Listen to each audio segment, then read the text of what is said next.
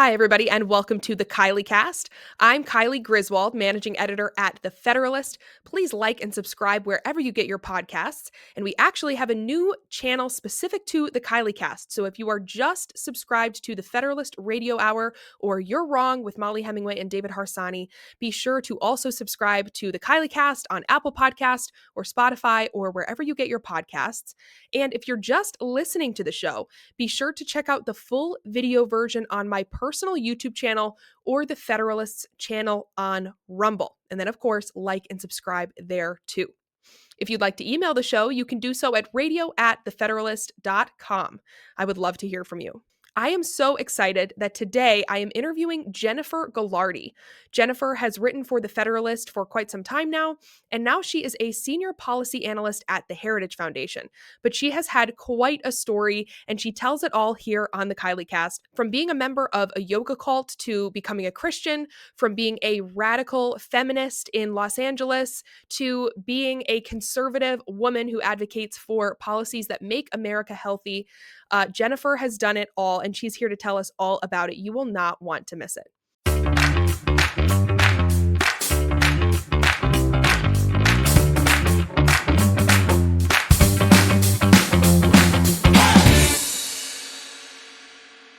Jennifer, thanks so much for joining me on the Kylee Cast today. Thank you so much for having me. I'm excited to talk to you. Back at you. Yes, it's so great to actually see your face. We've talked so much over email and some over the phone, so it's just great to actually see your face. I have been so curious to talk to you more about your story ever since I read the very first piece that you wrote for us at The Federalist. It's called Hell Hath No Fury Like a Single Liberal Woman. And I remember the first time I read it and I just knew, I'm like, this girl, you have such a great story to tell. And I knew I wanted to dive deeper into it. So now is finally the time, years later. And I'm so excited. So, everybody should go read that article, by the way. But can you just start us off by giving us a bit of your background? Like, where did you grow up? What were your biggest influences? How did you turn into the person that you were maybe a decade ago? Wow, I will try to give the short version of that story. I grew up in Joe Biden territory near Scranton, Pennsylvania. My grandfather was a coal miner. I often say that Joe Biden wouldn't know blue collar if it came up and smacked him in the face. He was there, I think, maybe until his first decade of life, and then moved to Delaware. But he often used that as kind of his I'm a man of the people. Right. So it's either that or The Office is how people know Scranton, but it's where I grew up, and it's where I called home for the first 18 years of my life. I grew up in a very conservative family, but I didn't know why. I never had like a rationale for the conservative upbringing I had, and I was always that annoying child that wanted to know why. But why? But Mm. why? But why? Um, and fairly just kind of middle class, run of the mill, public education, uh, good American kind of upbringing. I was a dancer. I was a tennis player. I was always active, very into sports, very athletic. My dad was a football player at Penn State. So I always say I'm the son he always wanted. I kind of got the athletic genes, which I would later transform into a career. But Mhm. very, kind of a normal childhood. Spent summers on lakes in Pennsylvania with my family, and but it was conservative, and I didn't have the underpinning of faith to understand, why I was kind of being raised pretty strictly and with boundaries.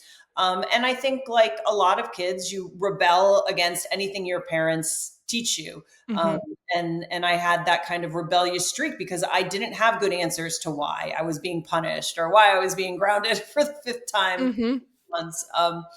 And I had friends that would often joke, like, can Jennifer go out this weekend? No, she's grounded. But I did very well in school. I excelled. I was kind of a jack of all trades, master of none. I Mhm. excelled at a lot of things, but was never like top.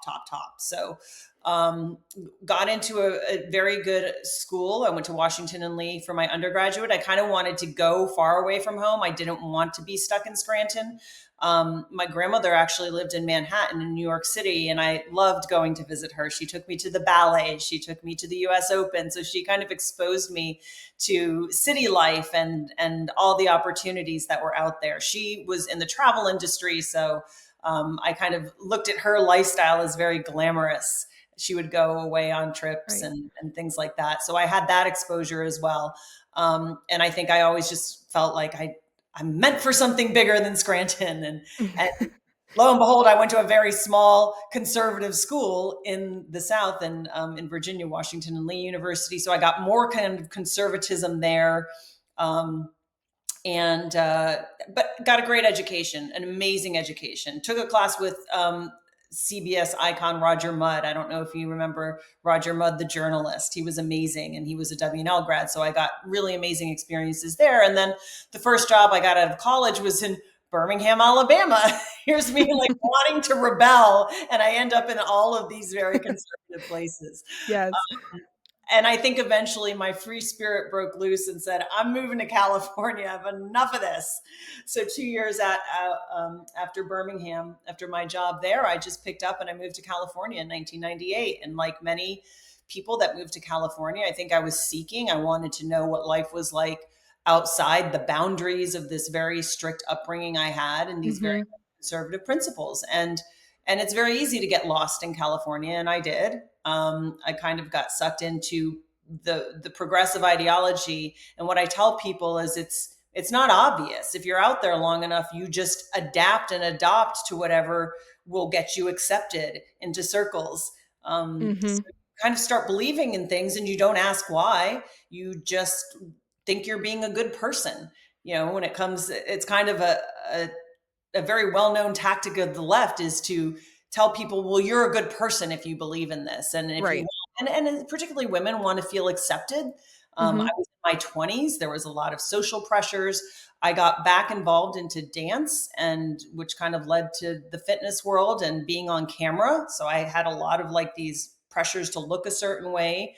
So body image things came up, and I wanted to be accepted and loved and all these things. So these were all of my shortcomings that kind of led me down that progressive path. And then you have Mhm. the whole kind of feminist ideology of you're a boss bitch and you're going to be, you can make it on your own and all these kinds of things. And I Right. thought I had to achieve a certain amount of success before I was even worthy of a partner or a boyfriend. So there's all those things that happen in California that are true. There's all the tropes of the starlet. I got into acting classes. I waited tables, much to my father's chagrin. I was doing all these odd jobs without really a sense of stability, and then kind of found my niche in the fitness industry. But even then I wasn't, a lot of it was job to job. It Mhm. was a lot like the acting industry. I had the stability of teaching classes, but no one goes into teaching fitness for the money unless, you could be an anomaly like a Jillian Michaels or a Bob Harper and get on Mhm. The Biggest Loser and become something bigger than just an instructor. But and Right. I auditioned for all of those shows. I mean, it it was kind of commonplace that they were looking for people. I think the reason I never made it on those shows is because I never really liked the drama. I never wanted to magnify my personality into some exaggerated thing that it wasn't. Mm, mhm. I was kind of a no BS person even back then, but I just didn't want to be seen in that. I wouldn't ham it up just for the camera. I'm too, Mhm. I think, practical for that. Right. Um, so all of those things, kind of happened out in California. I had the future is female stickers on my computer. Trying to think, what are some of the other tropes that you Yeah. might associate with kind of that feminist perspective? Dated a lot, but never really had a long term boyfriend. Was really Yeah, focused just on my career. the boss babe career, the abortion type culture, the Yes. feminist, we don't need no man type thing. I would associate all of that with that. It's also so interesting to me that you talk about, growing up in Scranton and wanting to know why for these conservative values. But then when you said, you move out to California and you don't really ask why, you just kind of are doing these Yeah. things and you're surrounded in this culture where this is just normal and you just kind of, the drift just takes you because there is no asking why we're doing this. And I wonder, I mean, is it just because you think this is what it looks like to be a good person, or like where did that why impulse go for that Yeah. stage of That's a your life? that's a really good question. I do say, um, I had a brain. I've always, I did well in school and I had a brain. I just stopped using it in California. And I do think it's part of the culture. Yeah. Girls are expected to be pretty. And really, you're auditioning. They don't care about your brain. They just Mhm. they want you to be who they want you to be. And even Mhm. though I wasn't, I was auditioning for commercials and acting things and it is kind of, I remember guys would say to me like, "Oh, you're really smart." I'm like, "Really? Like I just strung a sentence together. It's not that hard." I think you learn to dumb yourself down. I Yeah. really do, to kind of fit in. And I wasn't exercising my brain. I wasn't doing things necessarily, even in fitness, I did always seek out like continuing educations. I was always a learner in that way. I always wanted to expand, but I wasn't doing any really philosophical, deep thinking. I wasn't getting to have the conversations. They say you become like the five closest people you hang around with. And I wasn't hanging Mhm. around with intellectuals. I wasn't hanging around with the Jordan Petersons of the world, Right. or Right. the deep thinkers of the world, and Right. questioning these things. I was just kind of going along to get along, and I was adapting to the culture I was in. And it is vapid. It is an extremely vapid culture. I Mhm. became more concerned about the slogans than I did the why. Yes. And was it completely monolithic in your pocket, in your community? I mean, were there any conservatives at all around you, or was it completely monolithic?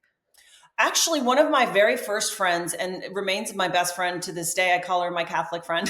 She was very Catholic, but she left fairly early on. She left LA fairly early, Okay. and nothing was outwardly political. It wasn't like it is now, where everything's political. I Mhm. probably grew up in like the heyday of LA, where it was fun. Had I been in different circles, it was probably like the high cocaine days. I never saw that, but I knew it was around. Mhm. Sure. It wasn't so political. I mean, Trump really changed things in 2016. It really Mhm. changed the landscape, I think, of everything. So I would buy into these ideas without knowing I was being political, if that Right. makes sense. I didn't vote. I certainly didn't vote. I wasn't involved in kind of politics. I was obsessed with getting the next job, or being Mhm. on, Shakira's tour, or being in a music video, or whatever it was. Right. In addition to teaching, I mean, I definitely hustled. I definitely worked really hard, to make ends meet, but it wasn't overtly political. But Right. I So it did have wasn't fueling activism so much as just a lifestyle no. or a mindset shift. Exactly, Yeah. exactly. You nailed it. I mean, I wasn't protesting. And even in my like most progressive kind of thinking, it never occurred to me to go out into the streets and to go to a BLM, and like that kind of woke me up. I'm like, this is ridiculous. What are you Mhm. hoping to accomplish? This is dumb. And so Yeah. that did happen around COVID, was like a big wake up call for me as to what was, I'm like, and by the time COVID hit, I had spent about 8 years very deep into, I do call it a yoga cult. Now there's various definitions of cult, Mhm. say what you will, but I do think it was this monolithic thinking with a guy at the center of it that we all followed around. I mean, I did trips to India. I went down the psychedelic route for a little bit. I mean, I was down deep in Oh, that kind wow. of vague spirituality. And again, to bring it back to the seeking, I was always seeking God. Mhm. And I just kind of took every detour to find God except for Christ. And Right. and eventually, I did find Christ right around the time of COVID. So Okay. COVID was a huge catalyst for me. First, just the practical, because I'm looking around, having been someone who worked in the health and wellness fields for decades by this time, 2 decades at least. And I'm going, it really exposed people, because all the people that talked about Mhm. alternative health, and we never go to the doctor, and we go see the chiropractor and the Right. acupuncturist, and we do Ayurveda, and we talk about all these natural healing things, all of a sudden we're like, get a shot. You're a grandma killer. Yes. Yes. So is that what really opened your eyes to this movement? I mean, was it just the mindlessness of it? Just the the following blindly? Yes. Or yeah, okay. I was like, wait a second. What do you actually believe? You said this for Mm. years, and now Mhm. when the rubber meets the road, it's gone. All of Yeah. your talk about, inner light and peace and something beyond, the material world, all of a sudden you are freaking out because you don't think you're going to get toilet paper. Like Right. that part of it in LA was really true. I was like, you're rushing to get toilet paper? Like, this is not a disease that affects your bowel movements. I don't understand Mhm. what's going on.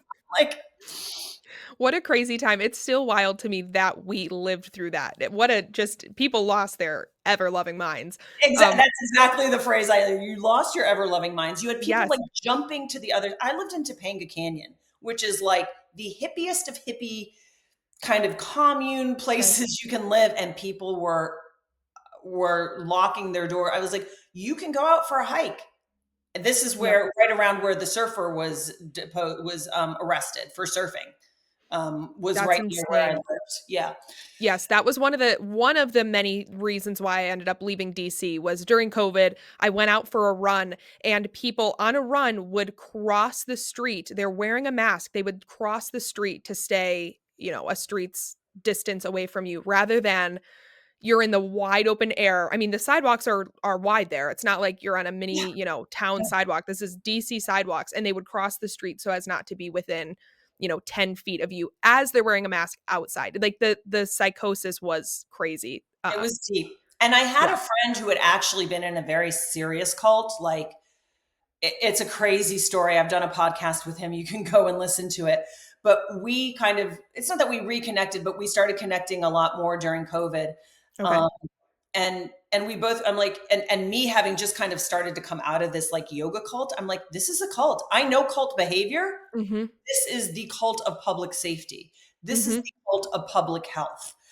And that kind of, I started going down the rabbit hole. Like I said, I lived in Topanga Canyon. I did go on very long walks through the canyon wherever I Mhm. could. Some of it which is burned down since the Palisades fire, because that was in Rustic Canyon. It was so beautiful, but I took these long long walks and listened to a lot of Jordan Peterson and a lot of Joe Rogan, and I realized my life had become very narcissistic. It had become Mm. very isolated from the real world. I had isolated myself from my family. Mhm. I had,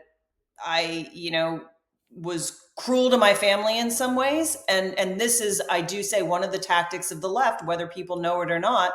And we see this when kids go to university, is they try to disconnect you from your family, from Mhm. any sense of the past that you belong to, your heritage. Um, and I think that's part of it with some of these kids is like, oh, my parents like traumatized me emotionally, Right. and Right. it's like, join the club, like, Right. Right. Stella Morabito wrote a book about it, and she called it "The Weaponization of Loneliness," and I think that's a great way to term what the left does. There's so many threads here I wanna pull at. I wanna come back to the yoga cult thing because I would love to hear more about your faith in general and how that has completely transformed away from yoga cult to Christ. Um, I'd love to hear more about how by the your way, re Say again? that's a good title from the book for a book. I From the think it from the is. Yeah, cult I to think Christ. you From the know yoga. you know what your next book is. Yeah, Yeah. that's great. Um, okay, I would love to talk I also wanna get into therapy stuff because I would love to pick your brain about that. But I'm curious, how did your parents respond to your foray into liberal feminist politics, into you moving to California? Like, what did that fracturing look like? It's weird. I never really talked to them about it as it was happening, but talking to my mother about it in particular, looking back, I mean, it hurt her. It was Mm, hard for her mhm, to what she said. It was hard for me to watch, but you were, sorry, I get a little, you were out in California. What was I going to do? You had to make your own mhm, choices. And I guess she trusted the way she raised me, mhm, with the values that she did would keep me tethered, and they did. mhm, Eventually, I understand it. I wish I had a better understanding, or maybe a better relationship with her, to understand why she did the things she did, or why she mhm. tried to teach me the things she did. But it was hard for her, and that's still kind of heartbreaking for me. Mhm. And I But I was, do think your story gives a lot of hope to parents who are maybe currently walking through having a child who, is seemingly disregarding the things that the values that have been instilled in them.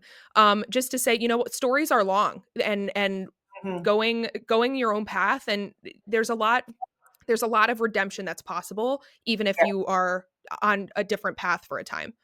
So I Yeah, think yeah. it can be really encouraging too to people.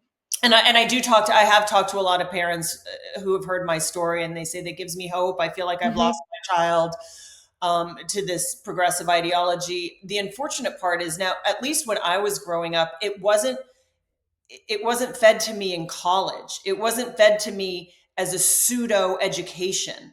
It Mhm. wasn't fed to me, you know what I mean? There wasn't that indoctrination from a very early age. I kind of Yes. rebelled, which is normal for a child, Mhm. right? To kind of rebel against their parents and what they've been taught in some way. But it wasn't fed to me in college. I had a great liberal arts, strong liberal arts education. Washington and Lee Mhm. is still one of the best institutions in the country. Even that they have fallen a little bit to the to the pressure to change the name of the institution from Mhm. Washington and Lee, but they've maintained it, so that's good. Yeah. Um, but uh, but yeah, I think my mom was very happy when I kind of came back Mhm. around, and she feels like she has her daughter back a little bit, Mhm. and I think I'm just more sane. I was, Mhm. and I struggled with depression, like you said. It was they take advantage of this epidemic of Yes. loneliness, and this isn't the first time you or your audience has heard this, but LA can be very lonely. You got a lot of people out there, you got a lot of so-called friends, but it can be a very lonely place to be Mm. Mhm. because everything does feel very phony and transactional. Um, Mhm. and so particularly, I think young women do fall very easily into these kind of cults of yoga, right? The Mhm. sense of spirituality, the sense of looking for something outside um, of themselves to make sense of the world. So I think the intentions are good. I think the Mhm. seeking is good. I just think some of these paths can lead to very dangerous places if they're not used judiciously. Yes, definitely. Okay, let's talk about therapy a little bit. And you talk in that piece that I referenced earlier about like the dangers of life coaches. Can you talk about that whole culture and maybe ways that you were swept into it and how that influenced your thinking? Yeah. I mean, it's the seeking. It's again seeking for a solution outside of yourself or somebody Mhm. else's guru or um and what I started to notice is like all the people you're looking at advice from are not like where you want to be. Like Right. you're giving me relationship advice and you're not in a stable marriage with a family. Like Mhm. you're some single woman that's an influencer on Instagram or selling essential oils. Right.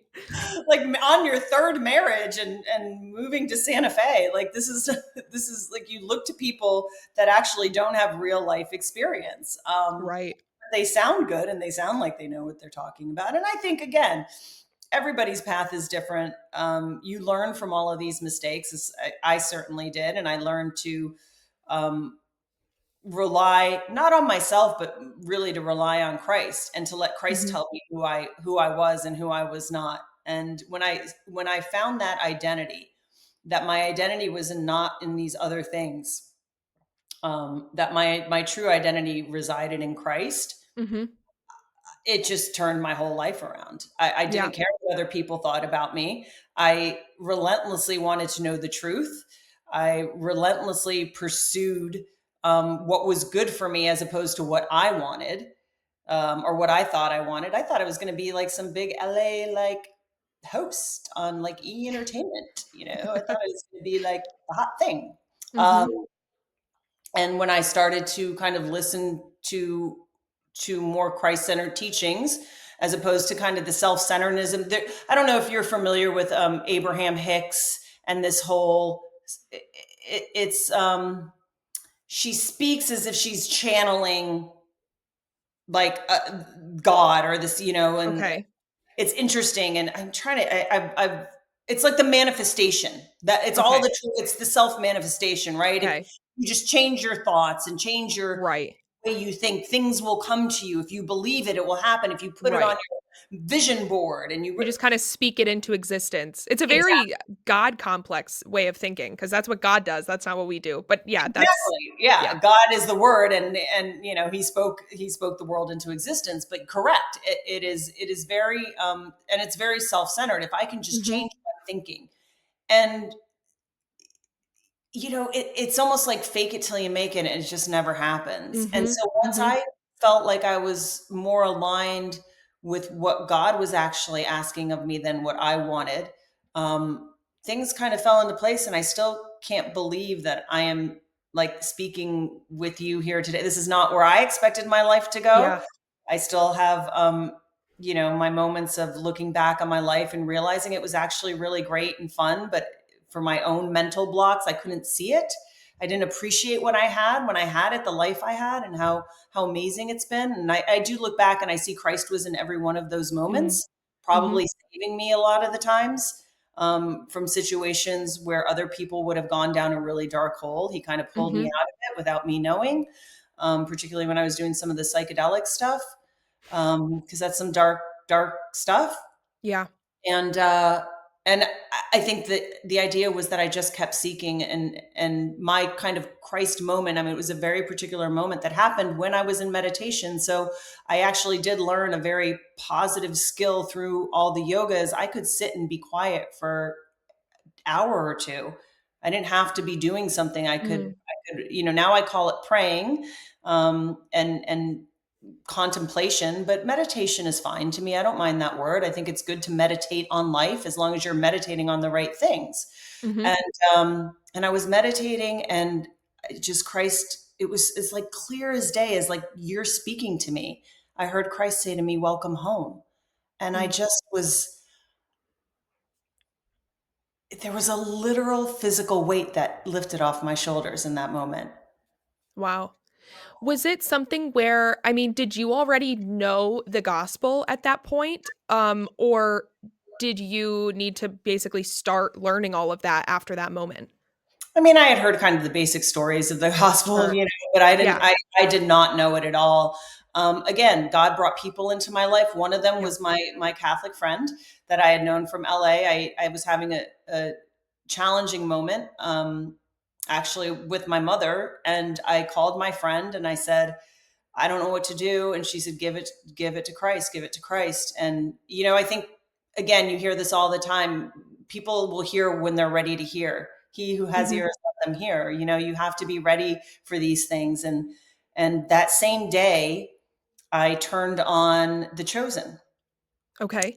The same day that she had been giving me, and this was May of 2020, I think. So Okay. this 2021, it's all a blur now. No, I think it Mhm. was 2020. I had gone to my mother's to help her with the procedure she had done, and we were having our struggles. We were having our mother-daughter struggles, and I called Molly and she said, "Give it to Christ." And then somehow I was at home and I turned on The Chosen, and that first episode where he comes to Mary Magdalene, and I think he says, "You're mine." It felt like someone drew a knife out of my heart. Mm.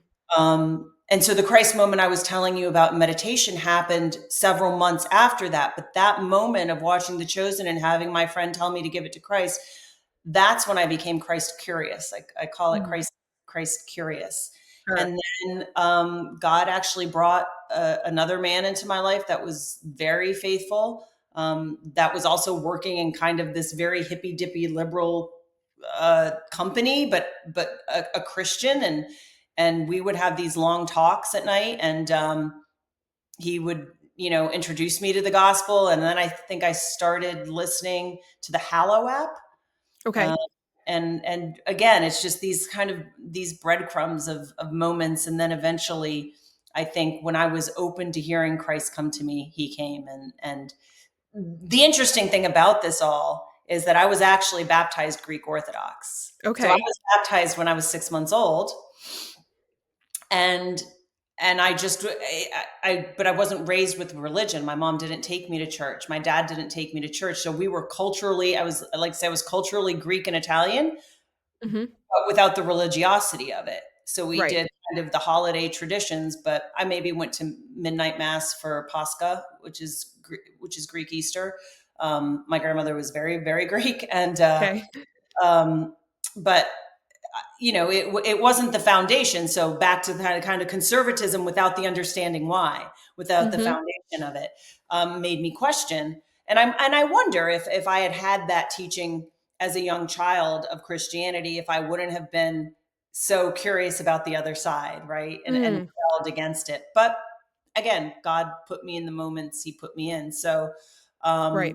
and I actually now really appreciate it because it actually, I'm not very good at doing what I'm told. Like if you tell me to do something, I will actually do the opposite sometimes. Mhm. Just, I'm not a very good do what you're told type of person. Um, and so I think God knew what I needed, which was to let me seek it on my own and then come back to him. So the Mhm. way I see it is I was promised to Christ when I was 6 months old, and it took me 40 some years to find him again, or for him to Well, and find me. he has a way of weaving stories together in a way that just brings all glory to him. So, Yeah. you have a really awesome redemptive story to tell, and that would be different if you had been following it your whole life. So, Yeah. Yeah. um, let's see here. I'm curious how your LA friends responded when you started to wake up to the mind virus and just see kind of how crazy things were during COVID. Let's see. If you became Christ curious in 2020, that would have been early COVID. So this is all kind of happening simultaneously. Yeah. How did they respond to your tipping point? Not well. I mean, some silently just kind of stopped talking to me. There was never any big blow ups.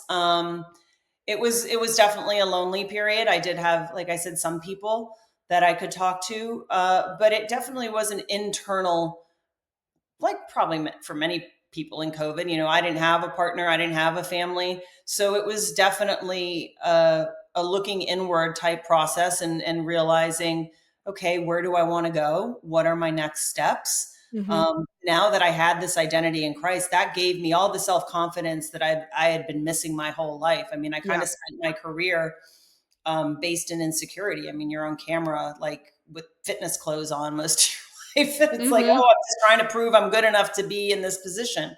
At that, especially in that moment in California, you had the Jillian, you had like all these reality shows based on fitness, and everybody's trying to get into that world. So you had that kind of fierce competition, and Mhm. that that comes at a cost to your self confidence. A lot. Right. There's a lot of Right. rejection.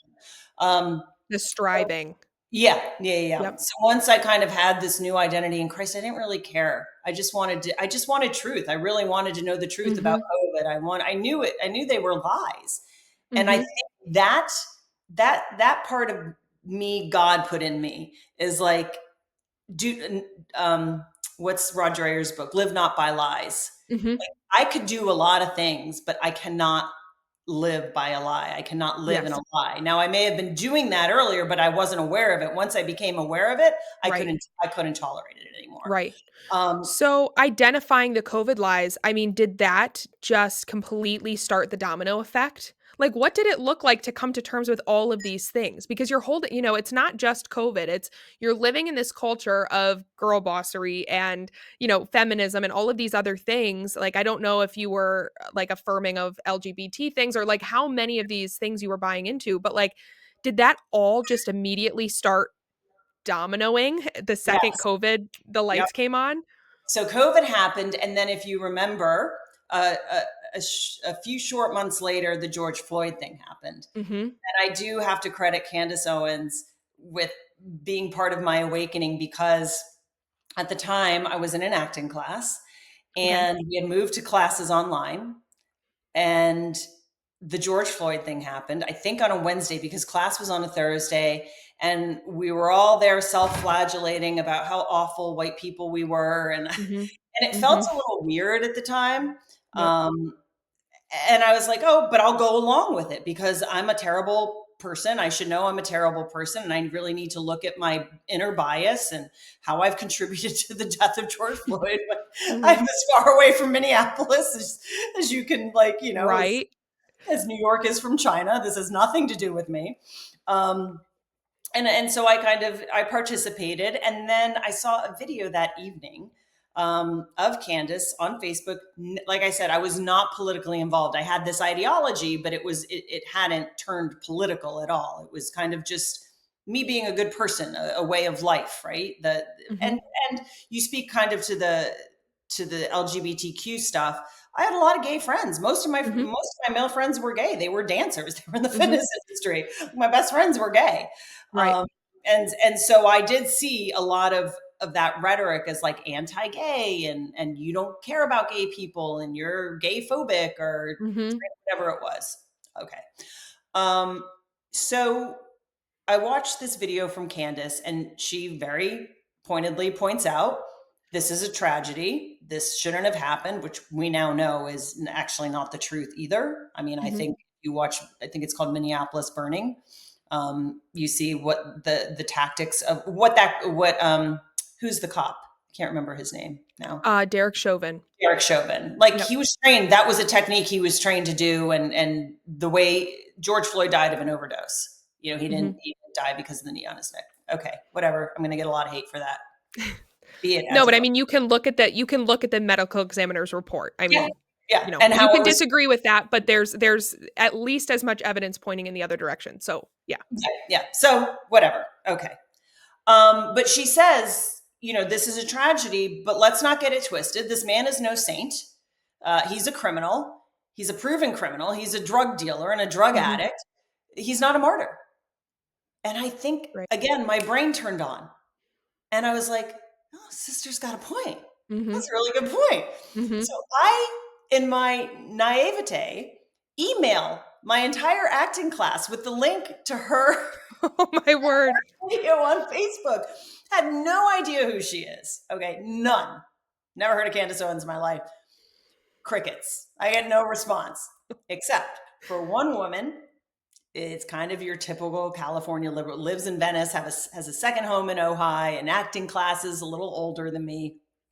And she responds and she says, Jennifer, this is like a interesting perspective from an obviously intelligent young Black woman. Thank you for sharing it.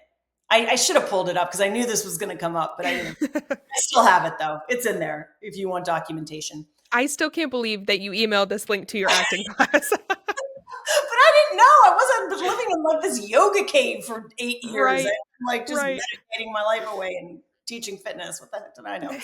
So I did that, and I was like, oh, okay. I'm not crazy. I'm not the only one. And then a half hour later, I am not kidding you, in my inbox, like all caps, Jennifer, this is Candace Owens. She's on Fox News. How dare you? Blah, blah, blah. You know, I get my ass reamed out. Mhm. And I'm like, huh, 20 minutes ago, she was an intelligent young Black woman. And now she has no authority, no standing whatsoever. Mhm. And by their standards, she's Black, so you should have to listen to her. Right. Right. Right. The And identity politics regime, she should be the one speaking on this, not you white exactly, people in this acting class. Yeah. exactly. And I, again, that was another light bulb moment. I'm like, what is going on here? And I also, a couple months prior, a friend of mine had given me a book I think we all know and love called White Fragility by Robin DiAngelo. The one. Oh, Yes. the classic, the great books, the pillar of the great books program. Yeah. White Required reading. Fragility. Yeah, yeah. So he had given me that, and I was like, okay. And I remember having a conversation with him about the pronoun thing. And it Mm. wasn't as big of a deal as it was now. Mhm. And again, I had these little light bulb moments. Mhm. He's like, well, I like to think I was ahead of the curve than Megyn Kelly on this because remember, I don't know if you remember her telling her story. She says, you know, I thought it was good just to be nice and to go along. Uh-huh. I never thought that. I was like, why am I calling somebody a they them? They're not Mm. even Mhm. like he she that they are what they are. Like this is ridiculous. I'm not going Right. along with this. But that it wasn't as big of a deal as it is now. It Mhm. caused so much strife, and then that same friend gave me the book White Fragility. Okay. And it And wasn't everyone and their mother announcing their pronouns right out of the gate either. I mean, this was an isolated thing. It wasn't, oh, in corporate America, everybody has their pronouns after their name, whether they're right, the most obviously man or obviously woman you've ever seen in your and life. their signature. There Yeah. wasn't the ritual rehearsing of your pronouns the way there is now. Yeah. Yes. It wasn't the seeking absolution via your email signature. Yes, exactly. So he gave me that book, and I remember, and this is, I always tell this story too because of kind of the insidious nature of the left or the progressive left or progressive, whatever you want to call it. Mhm. it's hard sometimes. They're not clear terms, but Yes, well, and the words we tend to use are liberal, progressive, or leftist. Well, liberal, classical liberals are not like yeah, liberals now, and yeah, progressive implies that they're actually advocating or progress. advancing toward progress, which we all know is not true. So I Right, think leftist is probably the best word, but they're yeah, all just completely poisoned at this point. So yeah. who knows? But So I'm reading that book, and I'm thinking, so wait, if I'm if I don't express racism, I'm still a racist. Like it doesn't matter what I say or how I hmm act or how I behave. I'm a racist because of the color of my skin. I'm like, that hmm seems pretty racist. But by the end of the book, I was like, you know what? She's right. I really need to look at my internal bias. I bought into it hmm because there is a self censorship program that kicks in when you are in this world long enough and hmm says, you're kind of the logic that I had been taught, the reasoning, the rationale. It crept up, and I shut it down. Mhm, mhm. Well, it's like the line test, where you're in a room of people and you're supposed to point to the longest line, and everybody else is in on the experiment, but you're not, and everyone else raises their hand for the shorter line, and so you raise your hand for the shorter line too, I Yeah. forget what the experiment is called, but it's that mass formation thing Hmm. where you just go along with to Yep. go along to get along. Yeah. Yes. So I had that book, and then the Candace Owen things happened, and I was like, okay, no, not anymore. Um, and then I think the Christ thing happened after that. I'm just trying Mhm, to get a see, but you're right. It all kind of happened at once. I mean, mhm, within a time span of maybe 6 months. mhm. Um, Because and it's a house of cards. The second you say something that's true, that you are forbidden from saying, it's not only so empowering, but it opens you up to all of these other these lies that you've rehearsed over the course of time. I mean, it all just completely falls apart. yeah, and again, to go back to your original question, I did lose friends. At the time, though, we were all isolated anyway, and it just some of them just naturally fell away. Some of them were a little more dramatic, and even up until this day, I lost friends when I started working for Heritage. Mhm. Um, you know, I don't know. You just kind of I've made new friends, Yeah. and uh, and I'm okay with I think as it becomes a function of getting older as well, and now you have a family, and that's what you're focused on. Mhm. But for me, it's like I have some good core still friends that stuck by me. Yep. Obviously, my Catholic friend from LA, we're still very good friends, Mhm. and I don't need a lot. Mhm. I don't need a lot of friends. I Right. really don't. My life is full with my work, with where I believe God has called me to do. My life is full with just I don't know living again Mhm. Mhm. instead of all this kind of narcissistic navel gazing. To be Yes. out in the world and participatory again is something that I've really appreciated. Having fun again, laughing again. Like I always told my sense of humor came back. Mhm. I'm not as easily offended. Actually, Mhm. it's really hard to offend me. Really hard to offend me. Um, That's a beautiful thing. Yeah, yeah, yeah. You get a thick skin, but it's an honest thick skin. It's not like I'm Mhm. pretending to be some tough Right.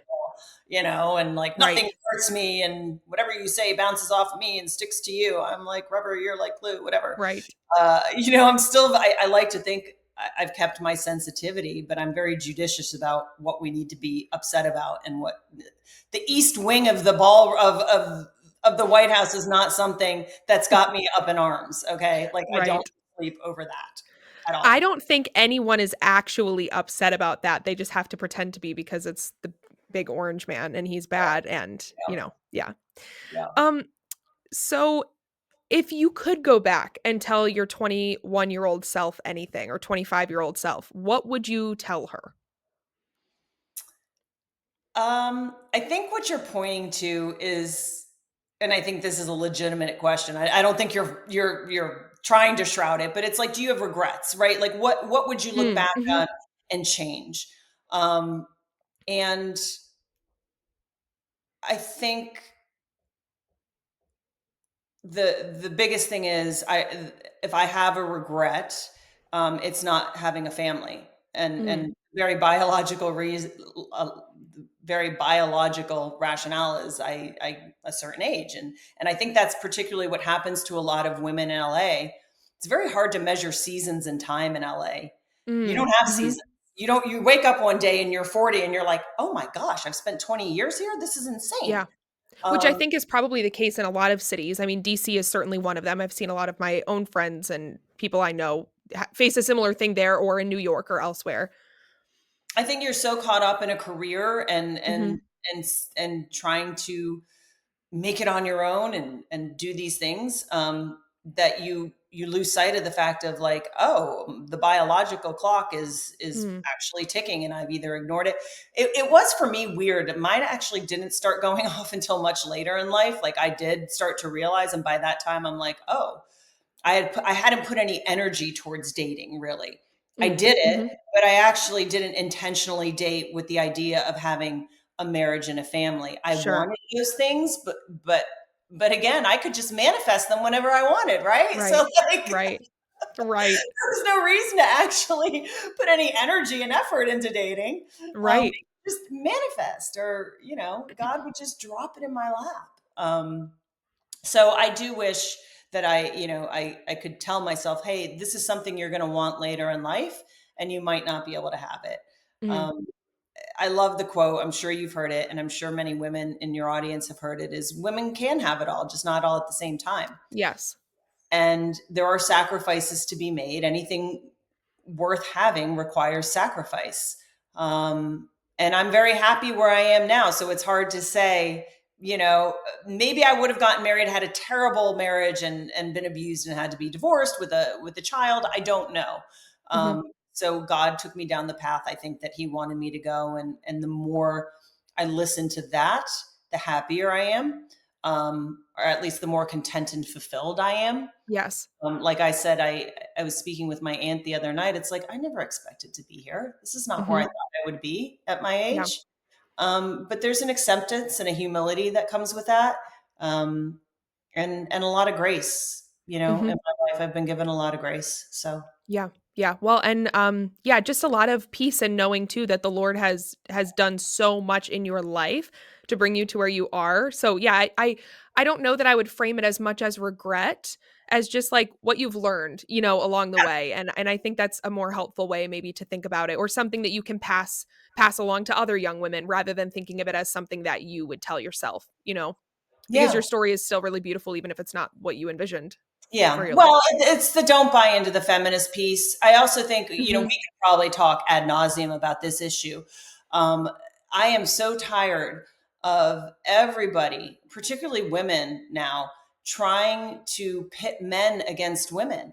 It's like Mhm. there is no battle of the sexes. We're Mhm. both needed for different reasons.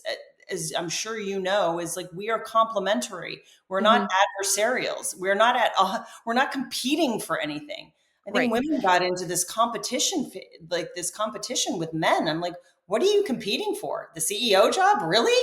Right. Right. Uh, Well, and now it's kind of come full circle, right? Because I completely agree with you.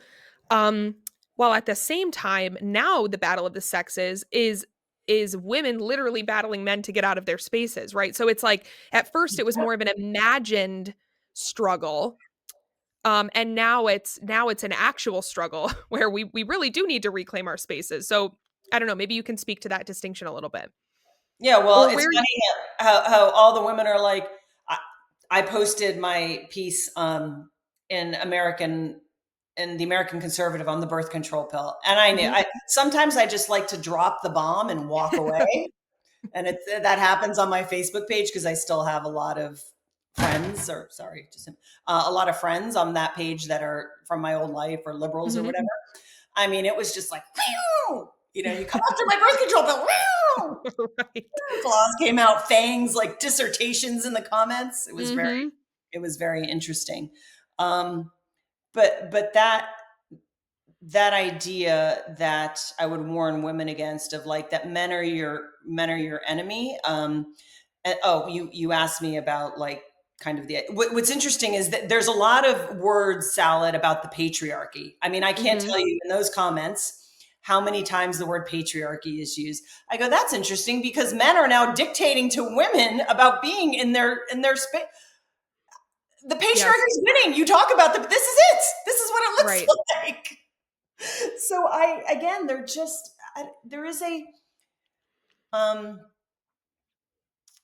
like I said, I had that notion of common sense. I was never a dumb person, but then I did go back to school. I did go back and get my grad degree in public policy. And it was very much, we had a great books course. I had to really think about these things. And Mhm. that really solidified me becoming kind of an ideological conservative. Mhm.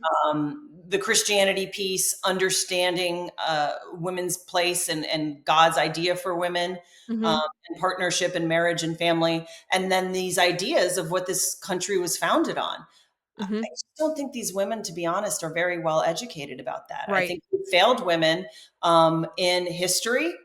So they're susceptible to thinking Zoran Mondami is going to be a great idea for New Right. York because, Right. oh, equality. Like, yeah, Right. equality at the lowest possible bottom, everyone's equal. With Right. no opportunity for you to, and you keep talking about the, the, the inequality, the wealth inequality, right? Between the top and between the bottom and the top. I'm like, you think that's going to get better under socialism? Mhm. Right. And Right. do you not know how these things work? Um, Yes, the complete lack of common sense. And going back to the feminist point, just it at a most basic level, it's such a lack of or there's so much cognitive dissonance because it's women the power struggle between men and women while at the same time women are doing everything to become men. You know, not in a transgender type of way, but in a deferring marriage and motherhood, sterilizing themselves on the pill, or at least just completely changing their suppressing their normal biological function to become more like men. I mean, in every possible way. And it's like, do you hate men or do you want to be men? yeah, Because these two yeah, things, there's so much dissonance there. It yeah, just doesn't even make sense. But then you see that way of like, some wires crossing that shouldn't be in every other area, like you said, with COVID and with um you know, being doing your own research and all these things, and then until there's an infectious disease, and then all of a sudden we're scavenging for toilet paper and wearing a mask and taking an experimental shot, and it's just this unwillingness to face reality and live within the confines of it because you're just so much happier when you do that, when you realize the natural constraints of life and then just accept them and let them form your public policy and your political views and all of these things. And the left has just become so unhinged that like basic reality is just in complete denial. We don't even live in the same world as so many of yeah. these people. Well, it's a denial of human nature. I mean, that was the first thing I realized going through COVID and kind of through my master's in public policy is what it really comes down to right now is this is not like an agreement on the goal and we Mhm. disagree on how to get there on tariffs or taxes or Right. economics. This is a disagreement about the fundamental reality of human nature, of Right. who we are as humans and what it means to be human. They actually think that they can be God. Like you said, I can change my reproductive system so that I don't have babies and I can have sex like a man. Mhm. Yay! Mhm. Um, and that to them is freedom. I mean Right. that is if I showed you these comments, that is the thread. You want to take women's rights away and women's freedom. I'm like, since when is freedom just being able to do whatever you want? I mean, I Right. did think that. Like I had a life, I got to travel whenever I want. I didn't have any responsibilities, but I wasn't happy. Mhm. I Right. wasn't I wasn't fulfilled as a woman. Um, Mhm. and I Right, like, actually true liberty and freedom are duty. It's a responsibility to something, not just from everything. right, and that's the classic Pope John Paul quote. Freedom is the ability. I don't know if it's the ability or something to do what you ought, not what you want. Mm, And mhm, and there yep, is some. Again, like I feel like it's not that I don't want to do what I'm doing. I love my career. I love my mhm, job. I love being at Heritage. This is like has been a dream job, but again, it's not what I wanted initially. I mhm, feel like I'm doing what God wants of me. I feel like I have a calling, and it comes with sacrifice and it comes mhm, with fulfillment, but not always like comfortable. I'm not always mhm. comfortable. It's not always, again, the life I thought. I'm not living in like the mansion in LA and going to Air One every day and having my $50 smoothies. And it's just, and like you put yourself out there in a world that doesn't really accept this understanding of women and family, Mhm. that's very hostile towards conservative women. You lose friends. I mean, I don't know about you much about your story if you've always been in this circle, but obviously for me, I've I'm on like my fifth life here. Mhm. It doesn't get any easier as you get older, you know? You're like a cat, yeah. So I know you've done a lot of work in the Make America Healthy Again space. We've published a lot of your MAHA articles also at the Federalist, and I believe you're doing some of that work at Heritage, right? That's part of your policy work there? That is kind of the policy work. The policy work. We have started an initiative at Heritage called Restoring American Wellness because we understood that this moment calls for not just a flash in the pan movement, but a Mhm. comprehensive shift in how we see health policy. Mm, It's mhm, not just about insurance and markets and Medicare and Medicaid. Those are important things. We want drug prices reduced, but we also need to really tackle this chronic disease issue. And that's not going to come actually from more healthcare. mhm, Sadly, I'm sure you've heard I feel like, and I said this decades ago, we don't have a healthcare system. We have a sick care system. We have a mhm. system that once you're in it, you cannot get out. It is very hard to get out from under the dependency of pharmaceuticals and doctors and coding and Medicare and Medicaid. Yes. Um, so I was actually, going down memory lane on my Facebook pages. I think it was just last night. And this was like a post from 2009 where I had posted my dinner and I said, food is medicine, all this kind of thing, which is so weird because that used to be all hippy dippy lefty Yes. stuff. Yes. Yes. So you've always been MAHA. You were Make America Healthy Again before it was cool to be Make America Healthy Again. I'd like to think that I actually, in 20, I guess it was 2021, my first policy paper was on how the agricultural system can help change the food supply to make America healthy again. And Mhm. I had to give a presentation, like a slideshow presentation to the class. And I actually did a Make America Healthy Again, because at the time it was just MAGA. It was just Make America Great Again. And Mhm. I was like, no, Make America Healthy Again. And everyone's like, oh, that's so cute. That That's is so funny. That's cute. funny. And then again, it's funny how maybe that speaking things into existence in some way does work. I don't know. But I think maybe God just told me, like, you're on the right track, keep going. There you So, go. yeah. So, Do yeah, you that is we are the Restoring American Wellness Initiative at Heritage is supportive of a lot of the MAHA initiatives, Okay. particularly getting corporate capture out of our agencies. The bought and paid for research fully Mhm. support Jay Bhattacharya and Marty McCary and RFK. And we don't always have to agree on everything. But Mhm. I think one of Heritage's big roles as a serious policy shop is to bring credibility to this movement. Mhm. These aren't just all activists. These aren't just all Right. moms that are angry. Right. These are legitimate concerns of how are we going to better spend our healthcare dollars because we're bankrupt. We can't Mhm. go on with this $1 trillion healthcare system. Right. Do you think that this movement, this coalition of MAHA and MAGA and all of that, do you think that that will long outlive the Trump era? Like, do you think that COVID was the actual realignment of people who believe in science and people who don't? Well, Or is this just a more shorter lived thing where Trump was able to pull these coalitions together and then after he's off the political scene, maybe it'll take a couple election cycles, but it'll fracture back to the lefties being the hippy dippies and MAHA not really being a conservative thing. Well, my job, I see one of my charges as making sure it doesn't fizzle and that it does Mhm. long outlive Trump and Vance, because this is going to take a long time to repair. We're just Yeah. getting started. This is not a 3 year, 4 year project. This is a 10, 20. I mean, it takes a long time for the culture to catch up with the good science and new science, Yes. right? For years we were taught low fat, and how Right. long, how many people are still entrenched in that mindset that eating cholesterol is bad for you, that eating eggs is bad for you, eggs and bacon Mhm. are bad for you. um And it's going to take a while. So part of my job, I see, is making sure that this isn't a flash in the pan, and I don't Mhm. think it will be. I think there's been too many people that have woken up to the reality of a bought and paid for research structure when it comes Mhm. to science. I mean, you say science, who's doing the science and who's paying for it? And that's going to take a long time to undo. And you've got Ye some stalwarts that are hanging on by a thread. I mean, I do see what happened to the Republican Party is you have what we call, I guess, the neocons, right? That want to hold on to this idea of conservatism when all Mhm. they're conserving is the bureaucracy. They're Right. conserving the structure. They're not actually conserving what conservatives are meant to, which is the good, the true, and the beautiful. They're Right. just conserving their power.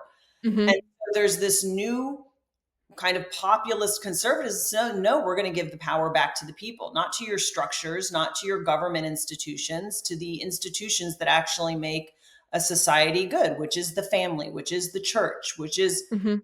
maybe schools, but schools that are run by their local communities and not by government dictate. Right. Well, yeah, because I think a lot of similar things to what happened with MAHA have also happened with the education establishment, where, COVID, similarly to how people saw, yeah, trusting the science doesn't really work when you're talking about people who are bankrolled, but, it's a racket. So, you can't Mhm. trust King Anthony Fauci on this because, his interests are completely skewed here. A similar thing happened with parents in education, where they finally got to look behind the curtain that they Yeah. a curtain, they probably should have been peeking behind all along, but it finally was thrust right in front of their faces, and you can't unsee that. And I think that's very similar to probably how it will continue to progress in the post-COVID era with public health, where once you see some of these nasty underbelly things of the skewed incentive structure and just the type of people calling the shots on your health and on your education, it's hard to go back to a pre-COVID understanding of those things, or pre looking behind the curtain understanding of those things. So Yeah. I'm And I think, hopeful that Heritage's work and everybody else's work in this space will be fruitful, and that we'll be able to continue this coalition going forward. yeah. And I think that that's the pitfall of a liberal small L, progressive as in real progress, meaning Mhm. with roads and freeways and entrepreneurialism and capitalism. That is the downfall of this culture, because we are now so comfortable that we've become complacent. We don't look Mhm. under the hood. We've been Mhm. almost bamboozled because we've just said, hey, we have a good life here in the suburbs, we have a house, and everybody stopped kind of fighting for freedom. Like Reagan said, you're only one generation from losing it, because when you become complacent about freedom and when you become complacent about your government, they'll just continue to grow without you even realizing it and keep Mhm. taking more from you, until we have a government that, my goodness, like, this shutdown is probably needed. Like, you Mhm. realize how many of these are actually not um, essential jobs. Yes. How much was Yes. just like re-engineering society with DEI, and how many people that were hired for those purposes is like, these aren't real jobs. Yes. The bloat is unreal. Unreal. Is Heritage working on anything, as far as, like, mifepristone goes? I know there's been a lot of talk of, or pushing for Marty McCary and RFK Jr. to do something about this, specifically this study that came out about the dangers of mifepristone, that it is way worse than the FDA label would have you believe, Mhm. risks associated with the abortion pill regime, or regimen, I should say. Is Heritage working on anything policy wise to kind of get this to be a front and center issue for them, or not? Because I think there's some conservatives who feel very strung along by this, that we keep getting kind of empty promises about that this is something that the FDA is going to look into, that this is something that RFK is going to look into, and that they'd be willing to change their position on mifepristone if the right evidence came to light. Well, we have this evidence now, and instead we're greenlighting, generic versions of these drugs. And so I'm just curious, if this is something that what the players in the health space are doing to push this forward. Yeah, it's interesting because the MAHA, as you pointed out, does have this kind of broad tent base of Mhm. kind of Christian homeschool moms and hippie conservatives like me, or Mhm. used to be liberals and then got politically homeless, and RFK joined Trump, Right. and so it is weird, because I think you still have a lot of women who see this as women's reproductive health. Um, Although the more I talk to people within at least I haven't. The thing with MAHA is there's so many issues to Mhm. cover, Right. Right. um, that as far as I'm concerned, I don't know if somebody else I know we do have somebody, actually, oh my gosh, I can see her face. Melanie Israel works a lot on Okay. this case. So that Okay. is kind of her domain. I'm a little bit more of a generalist when it comes to the MAHA Sure. stuff. My own passions are like nutrition, agriculture, food Right. is and kinds of stuff, maybe vaccines, but Melanie Israel really works on that stuff. So she's the person to Great. talk about what we're doing. And I know we came out with a statement.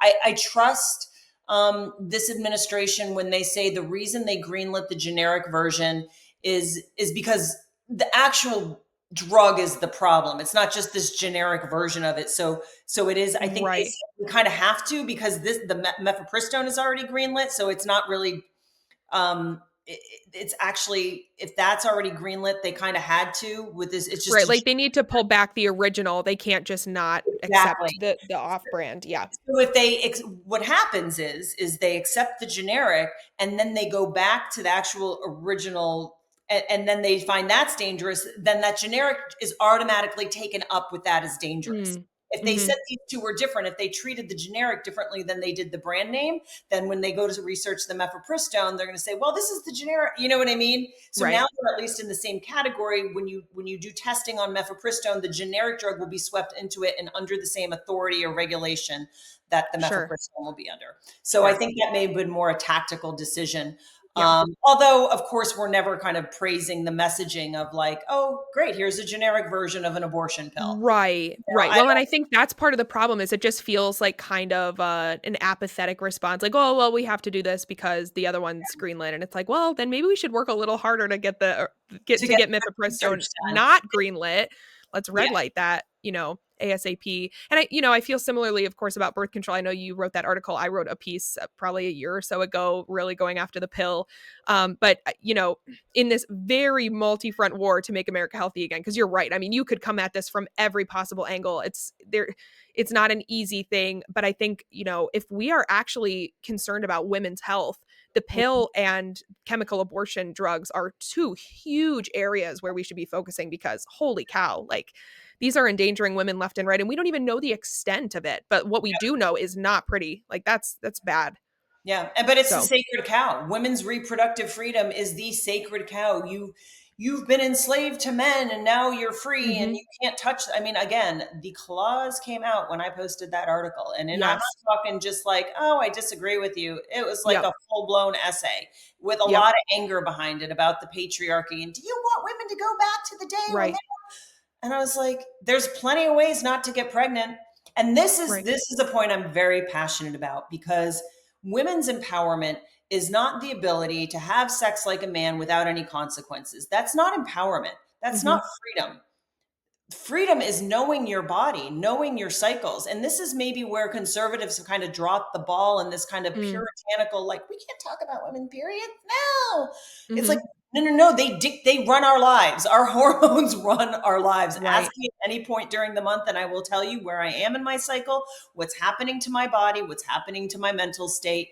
I tell my boyfriend, you need to know this because if you're going to plan a trip, you need to know the weekends that it's going to be okay and the weekends that I'm not going to be actually up for anything. You know what Yes. I mean? Like Yes. this, And this that, is such a substantial part of the population that experiences this. Like, this is yes, not a few people. This is women this broadly, is all generally, women. And, Yes. and I Yes. guarantee you, most women don't know the four stages of their cycle. They Mhm. don't know what happens each stage. They don't know what progesterone does. They don't know what Mhm. testosterone does. They don't know what estrogen does. They don't actually understand their own bodies and the mechanisms and the beauty that God has created within our systems and how it Yes. functions. So when anything pops up that seems out of the ordinary, just give them the pill Right. instead of saying, no, something's out of balance. Like I'm adamant about telling women, like, your menstrual cycle is a vital sign. It is like the Yeah. fifth vital sign for you. And if it is off, if you have endometriosis, if you have PCOS, I'm not saying you should sit and suffer.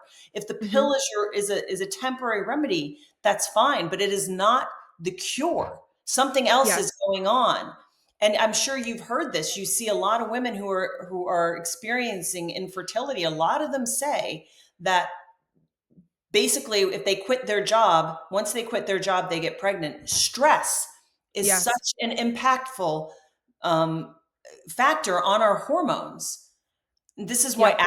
acupuncture has a great success rate when it comes to infertility. It's, I think, one of acupuncture's strongest suits is that it restores the balance to the nervous system and the Mm. energetic systems of the body so that women can relax and be in their feminine and take a breath and not Mhm. feel like they have to. I mean, I just even see the way I'm talking, I get very riled up, but they can not be so adamant about taking control and taking charge of everything.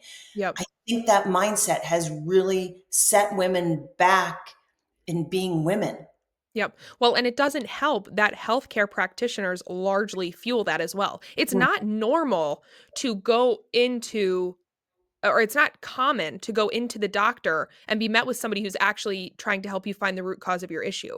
Like, you Yeah. will be prescribed birth control like candy to tackle any number of completely like things that aren't even really interfering with your life, or I shouldn't say that, but just like birth No, control is a Band-Aid for acne, for, like, acne. all kinds of things where it's like, you y and, if you need it for something, okay, like, I'm not gonna tell every woman what she should do with her whether she should be on the pill or what, I don't know. I think, like, there's so many different opinions about it, but you at least need to have informed consent, and there is none of that because it's just prescribed to anyone and everyone who walks in with a minor ailment into their female doctor, and, if your doctor is telling you the pill is the cure, then probably find a different doctor. Yeah.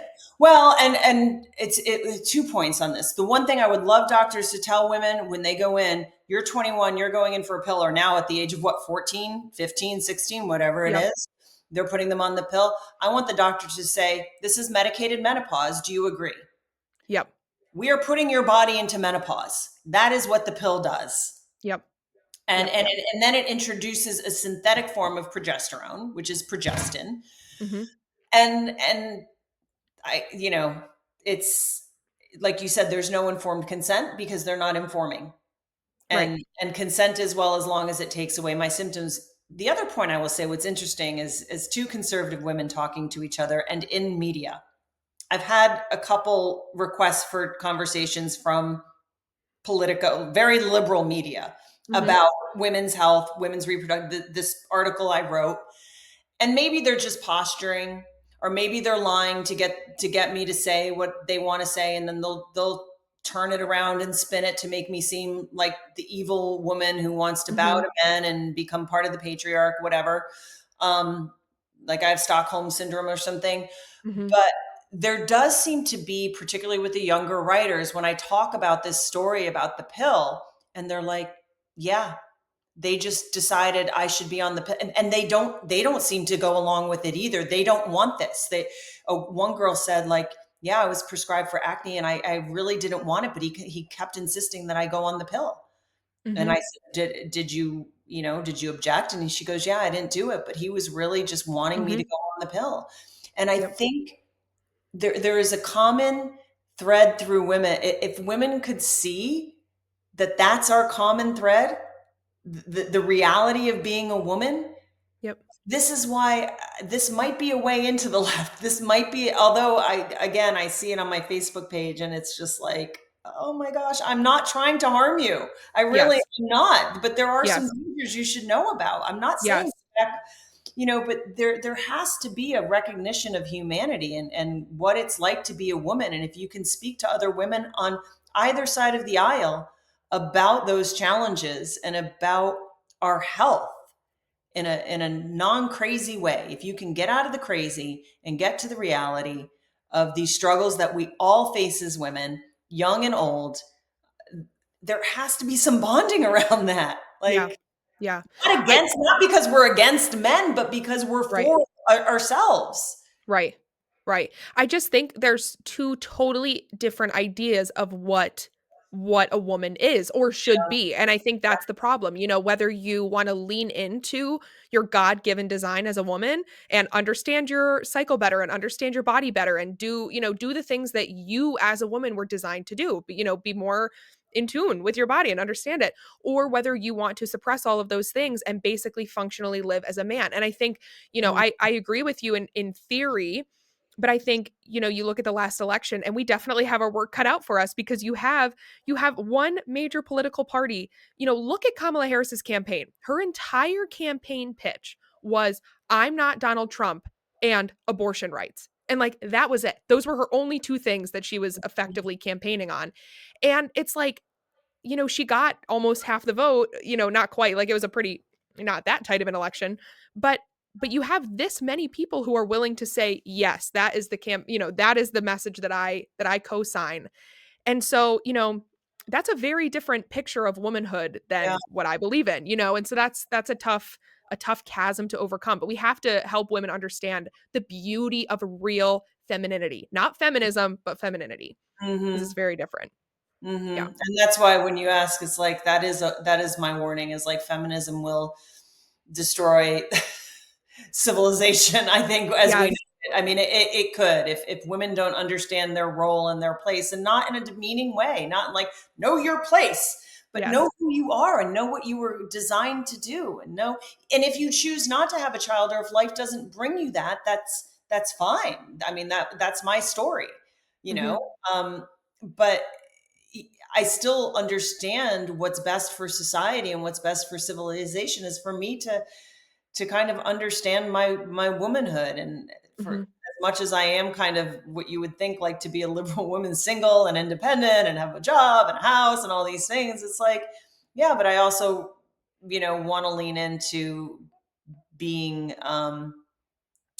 being a servant, and being you know what's the submissive, submitting. I Mhm. think that that really triggers women, and Mhm. that word submission. But when you understand it the way Christ means it, and the way you Yep. submit to Christ, and be submissive to Christ, it puts it in a whole new light. I think Yep. they're right to be triggered by that word without the understanding of what that kind of love does to somebody, and how it transforms you to be submissive to that kind of love. And without that Christian understanding of submission, I get it. It could, you're submitting to another human, you're submitting to a man. But um, Mhm. the way I started to change my thinking of relationship, as it, within Christ's boundaries and within a Christian construct, it really made me see my whole life differently. Yeah, amen, honestly, because it's not just submitting, culture has really given that a negative connotation, even though it's not, but it's surrender, and there's so much freedom in surrender, Yes, so that's the word. Thank you. I keep thinking. yes. There's a wonderful article that I'd love for you to read, and she actually does an audio interview with Rusty Reno from First Things. I Okay, haven't read the book yet, but her essay in First Things is called "Declaration of Dependence: okay, The Dignity of Dependence, a Feminist Manifesto." okay, And I think I started listening to it, and it's exactly like, it's this weird, because America has this pick yourself up by your bootstraps independence, but that's not how we're meant to live. And I don't think that's what they actually meant. It was independence from tyranny, it was independence from the government. It wasn't yes, independence from each other, it wasn't mhm, independence from men, it wasn't independence from family. These are not restrictions on your life, these are what you were born for. And that dependence on family, on your community, on your churches, the more we move away from that, the more dystopian we get. yeah, And I really appreciate her framing of it. She's a Catholic, so within that construct, and like you said, that surrender, that trust of each other, I think we've lost that.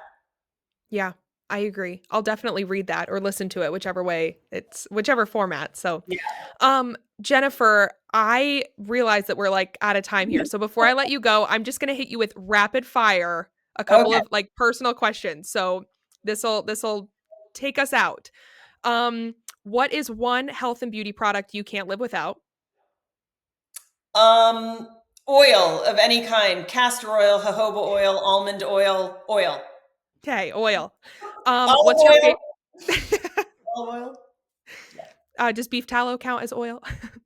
Uh, the Greek in me says no. No. Okay, okay, No. fair enough. What's your favorite restaurant in Washington, DC? Ooh, I think Okay, what is that?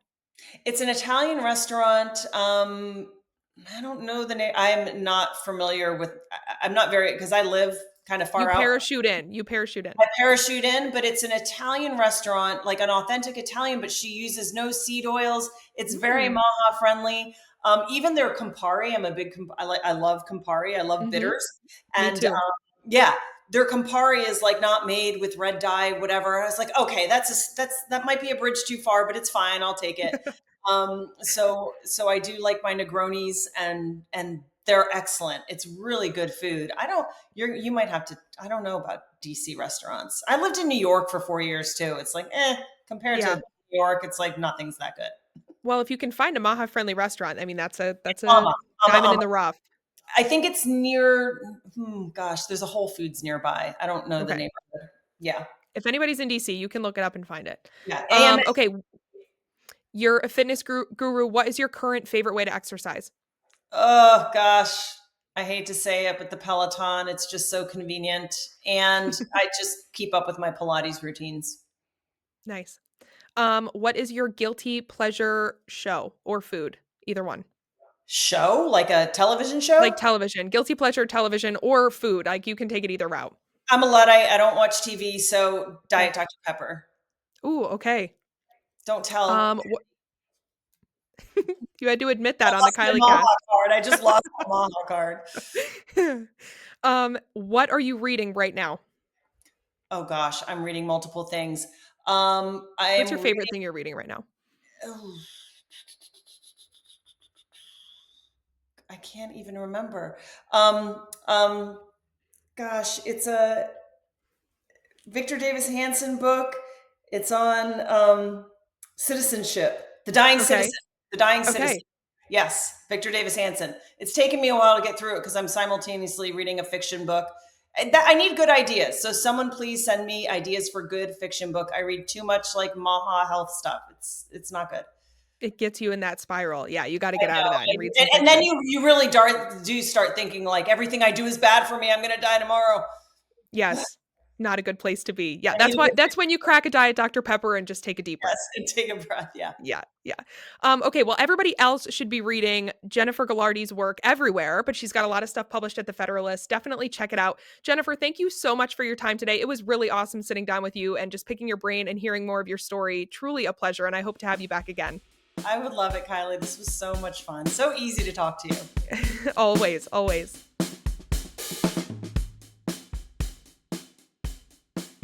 Thank you so much for tuning in to this week's episode of the Kylee Cast. I will be right back here next week with more. So until then, just remember, the truth hurts, but it won't kill you.